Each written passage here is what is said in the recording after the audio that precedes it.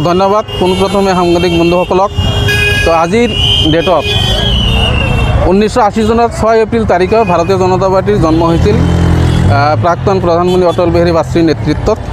আৰু সেই সম্পৰ্কে আজি কাৰ্যসূচী পতাকা উত্তোলন আমাৰ প্ৰত্যেকজন কাৰ্যকৰ্তাই, প্ৰত্যেকজন বুথ সভাপতি, প্ৰত্যেকজন মৰ্চাৰ সভাপতি, সব মানে কাৰ্যকৰ্তাৰ ঘৰত পতাকা উত্তোলন কৰি আমি ভাৰতীয় জনতা পাৰ্টি ৰূপসী ব্লক মণ্ডলৰ তৰফৰ পৰা এটা কাৰ্যসূচী হাতত লৈছোঁ। আৰু এই কাৰ্যসূচী আছিল আমাৰ অফিচৰ সন্মুখত পতাকা উত্তোলন আৰু তাৰপিছত পদযাত্ৰা। আৰু এই কাৰ্যসূচী আজি ইমানতে সমাপ্ত মাৰিছোঁ। পদযাত্ৰাটো ক'ৰ পৰা কৰিব? কলগাছিয়া চাৰিআলিৰ পৰা পাটবাজাৰ হৈ মানে ষ্টেট বেংক ভায়া হৈ মানে চাৰিআলি।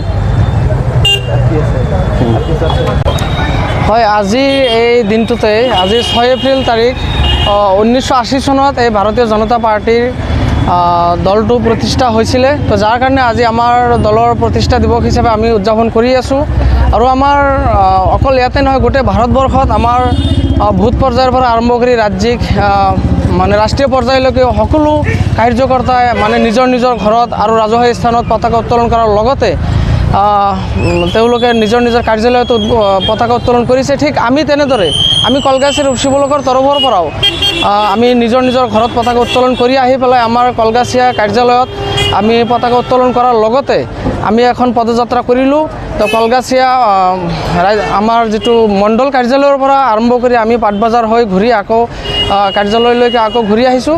আমাৰ যিহেতুকে আমাৰ এই দিনটোতে 6 এপ্ৰিল তাৰিখতে আমাৰ প্ৰয়াত মানে প্ৰধানমন্ত্ৰী অটল বিহাৰী বাজপেয়ী দেৱৰ নেতৃত্বত এই দলটো মানে প্ৰতিষ্ঠা হৈছিলে।